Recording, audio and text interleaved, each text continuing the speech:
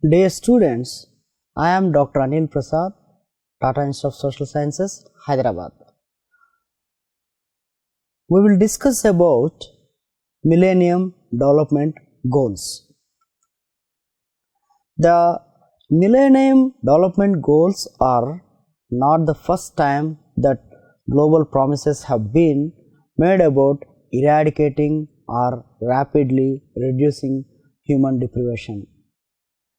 Antecedents can be found stretching back to President Franklin D. Roosevelt's Four Freedoms speech of January 1941 and to the Declaration of Human Rights of 1948, and its stipulation that everyone has the right to a standard of living adequate for the health and well-being of himself and of his family, including food, clothing, housing, and medical care,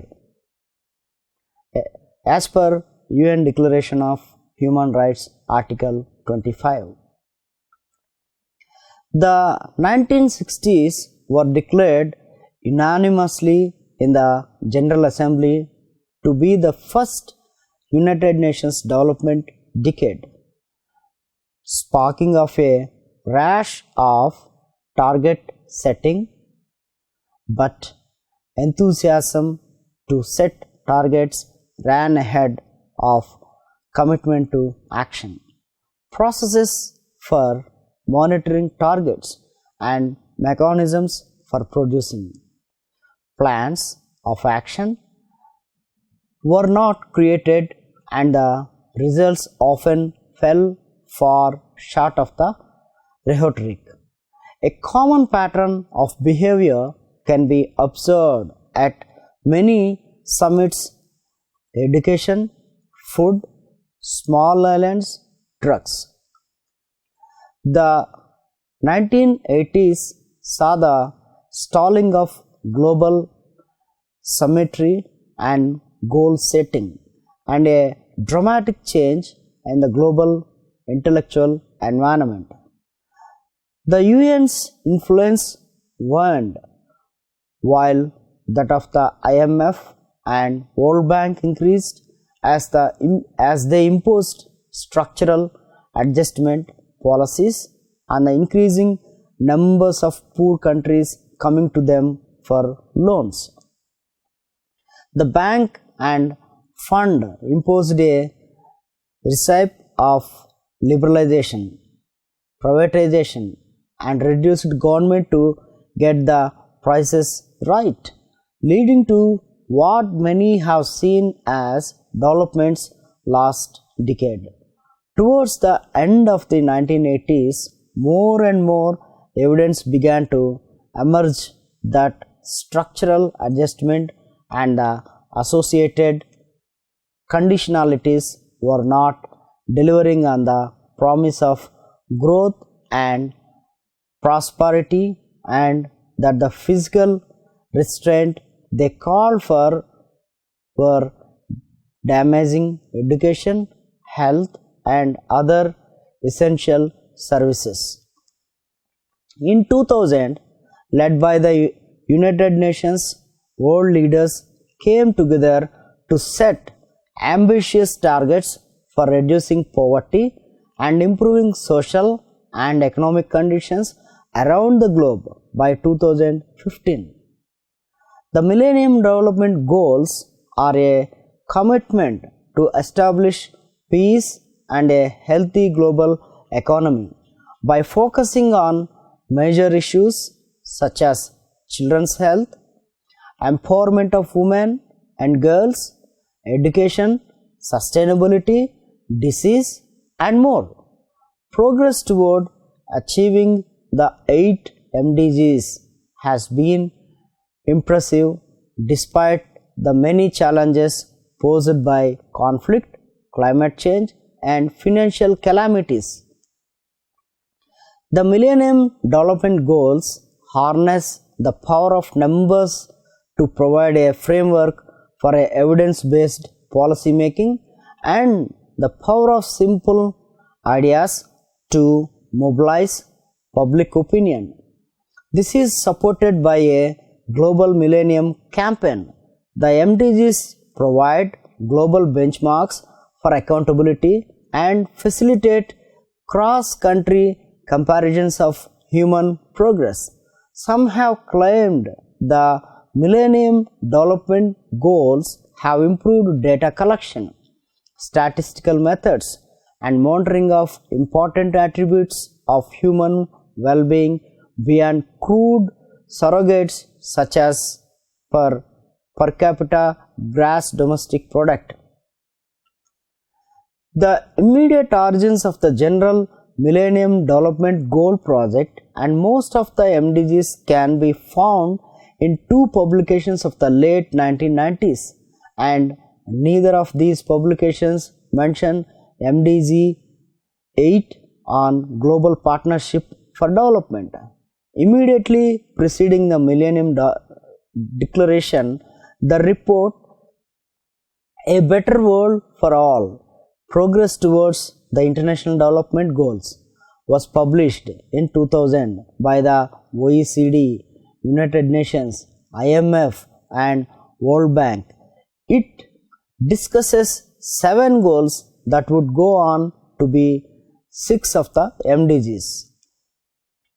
One of the 2 MDGs that it fails to mention is Millennium Development Goal 8. 7 prior to the OECD DSE issued its report Shaping the 21st Century, the contribution of development cooperation. This report contained references to the same 6 of the current MDGs, and it also omits MDG 8. Donors realize the need to build strategic partnerships that capitalize on each partner's intrinsic strengths, select shared goals and objectives, and build on existing achievements, working in partnership with the developing countries. The high-income countries need to supply more aid. They also need to provide more and faster debt relief. They need to offer easier access to their markets, including duty-free and quota-free access for poor countries, and they need to finance programs of benefit to many countries, such as research on vaccines for tropical diseases. These are the essential ingredients for promoting growth and reducing poverty in the poorest and least developed countries. The choice of indicators for targets in MDG 8 was ostensibly justified by the UN on the basis of the same criteria as those for the other MDGs. According to this source, 5 main criteria guided the selection of indicators, namely that they should provide relevant and robust measures of progress towards the targets of the Millennium Development Goals, be clear and straightforward to interpret and provide a basis for international comparison, be broadly consistent with other global lists, and avoid imposing an unnecessary burden on country teams, governments, and other partners. Be based to the greatest extent possible on international standards, recommendations, and best practices. Be constructed from well-established data sources. Be quantifiable and be consistent to enable measurement over time. This is the area where the most noticeable impacts of Millennium Development Goals target setting took place. Aid had been consistently waning in the 1990s. Since 2000, this trend was reverted and total ODA from DSE countries in absolute terms began to rise. The trend came to a halt last year when for the first time since 1997 aid dropped. Moreover, because this trend is the result of physical constraints related to the repercussions of the global financial crisis that continues to unfold, it is likely the start of another falling trend. Many countries have made significant progress towards achieving the Millennium Development Goals.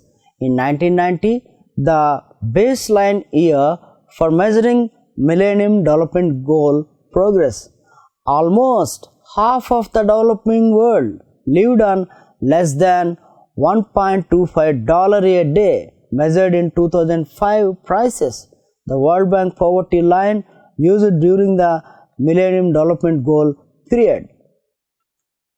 According to new estimates from the World Bank, today less than 10% of the world's population live on less than the equivalent $1.9 per day measured in 2010. Furthermore, according to the UN Millennium Development Goals Report 2015, the likelihood of a child dying before age 5 has been nearly halved, and the global maternal mortality ratio dropped by 45% since 1990. Nearly 3.3 million deaths from malaria have been averted, and new HIV infections have decreased by 1.4 million cases. The Millennium Development Goals played an important role in focusing the world's attention on reducing extreme poverty, yet progress has been incomplete. As of 2011, the percent of peoples in extreme poverty living on less than $1.9 a day in sub-Saharan Africa was 44.3% and in South Asia was 22.3%. In particular, least developed countries, landlocked developing countries, and small island developing states remain behind as they face structural barriers to development. In many societies, the most vulnerable populations have little progress. Mass migration, often caused by violence and conflict, has led to massive displacement, instability, and large populations living in dangerously overcrowded refugee camps and informal settlements. Gender inequality remains widespread as many young girls are deprived of education and forced into early marriages. Under the Millennium Development Goals, the world has made tremendous progress in reducing child mortality, but 6 million children still die each year from preventable causes. Maternal mortality rates have come down in most countries, but not sufficiently to meet the MDG. At the beginning of the new millennium, world leaders gathered at the United Nations to shape a broad vision to fight poverty in its many dimensions. That vision, which was translated into 8 Millennium Development Goals, has remained the overarching development framework for the world for the past 15 years. Thanks to concentrated global, regional, national, and local efforts, the MDGs have saved the lives of millions and improved conditions for many more. The data and analysis presented in this report prove that with targeted interventions, sound strategies, adequate resources, and political will, even the poorest countries can make dramatic and unprecedented progress. The report also acknowledges uneven achievements and shortfalls in many areas. The work is not complete and it must continue in the new development era. Here we will look at 8 Millennium Development Goals briefly. Goal 1: eradicate extreme poverty and hunger. Goal 2: achieve universal primary education. Goal 3: promote gender equity and empower women. Goal 4: reduce child mortality. Goal 5: improve maternal health. Goal 6: combat HIV/AIDS, malaria and other diseases.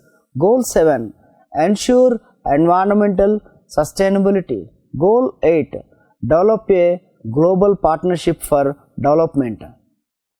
Goal 1 achievements. Briefly, we can discuss about Goal 1 achievements here. Extreme poverty has declined significantly over the last 2 decades. In 1990, nearly half of the population in the developing world lived on less than $1.25 a day.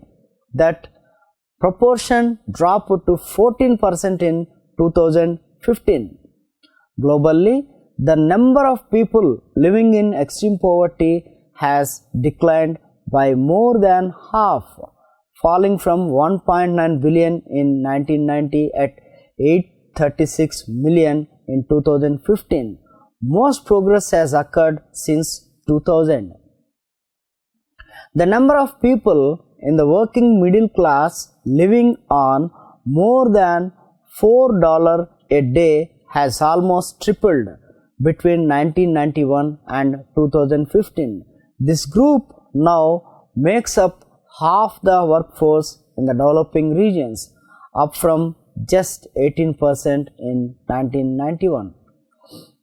The proportion of undernourished people in the developing regions has fallen by almost half since 1990, from 23 to 23.3% in 1992 to 12.9% in 2014 and 2016.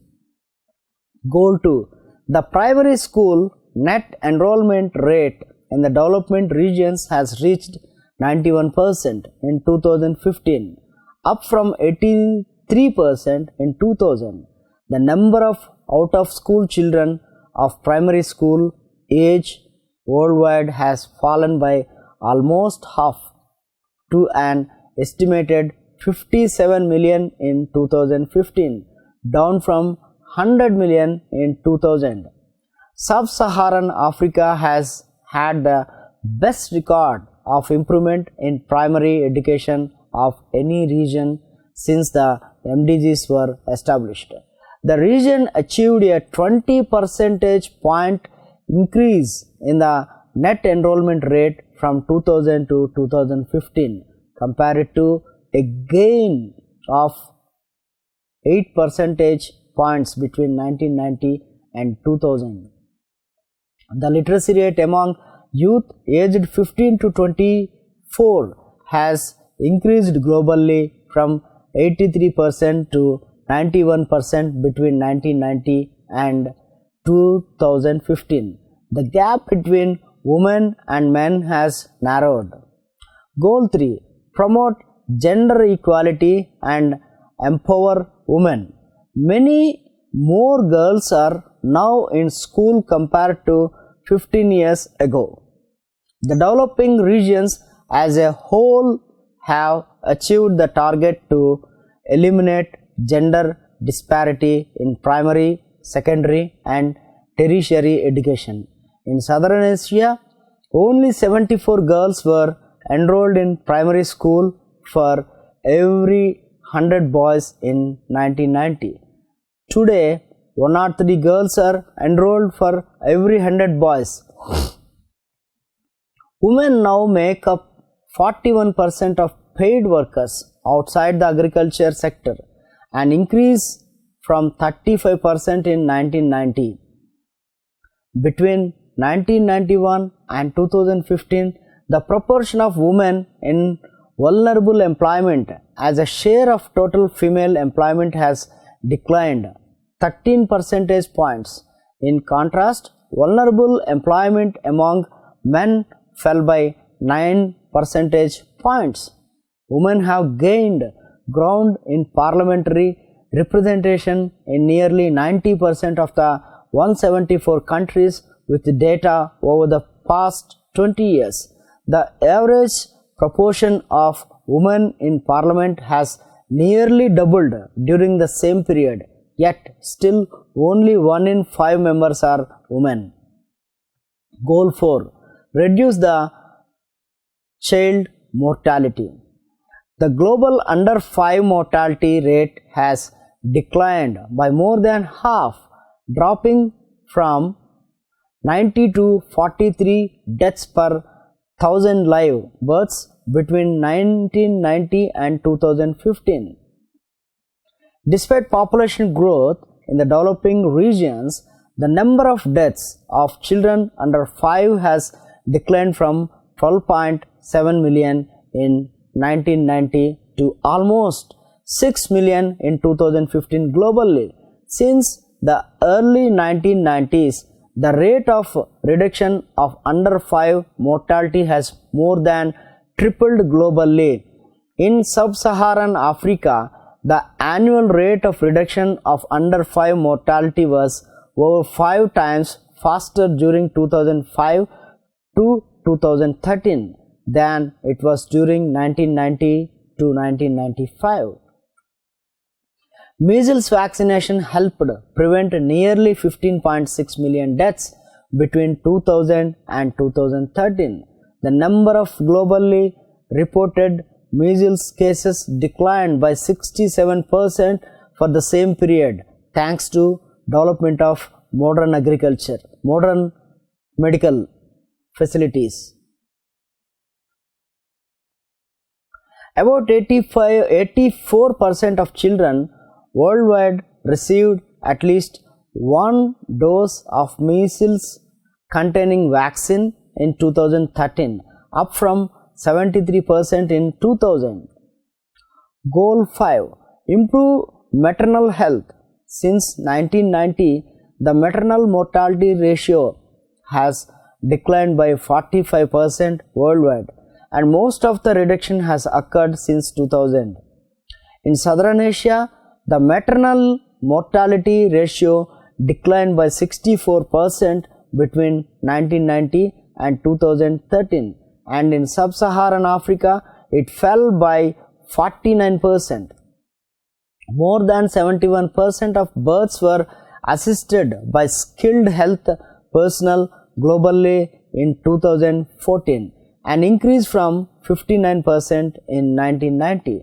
In Northern Africa, the proportion of pregnant women who received 4 or more antenatal visits increased from 50% to 89% between 1990 and 2014.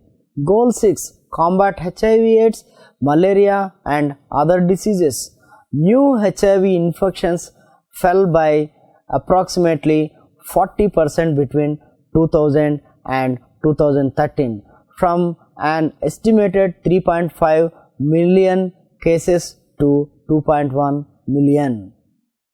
By June 2014, 13.6 million people living with HIV were receiving ART globally, an immense increase from just 800,000 in 2003.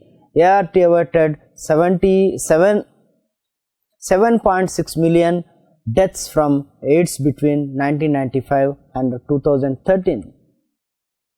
Over 6.2 million malaria deaths have been averted between 2000 and 2015, primarily of children under 5 years of age in sub-Saharan Africa. The global malaria incidence rate has fallen by an estimated 37% and the mortality rate by 58%. More than 900 million insecticide treated mosquito nets were delivered to malaria endemic countries in sub-Saharan Africa between 2004 and 2014. Goal 7. Ensure environmental sustainability. Ozone depleting substances have been virtually eliminated since 1990, and the ozone layer is expected to recover by the middle of this century. Terrestrial and marine protected areas in many regions have increased substantially since 1990. In Latin America and the Caribbean, coverage of terrestrial protected areas rose from 8.8% to 23.4% between 1990 and 2014. Goal 8. Develop a global partnership for development. Official development assistance from developed countries increased by 66% in real terms between 2000 and 2014, reaching $135.2 billion. In 2014, Denmark, Luxembourg, Norway, Sweden, and the United Kingdom continued to exceed the United Nations official development assistance target of 0.7% of gross national income. In 2014, 79% of imports from developing to developed countries were admitted duty-free, up from 65% in 2000. The proportion of external debt service to export revenue in developing countries fell from 12% in 2000 to 3% in 2013. As of 2015, 95% of the world's population is covered by a mobile cellular signal, thanks to Millennium Development Goals, which yielded very good results, and we cannot expect such development in the developing countries. Even then, the Millennium Development Goals made it possible. Thanks to Millennium Development Goals. Thank you.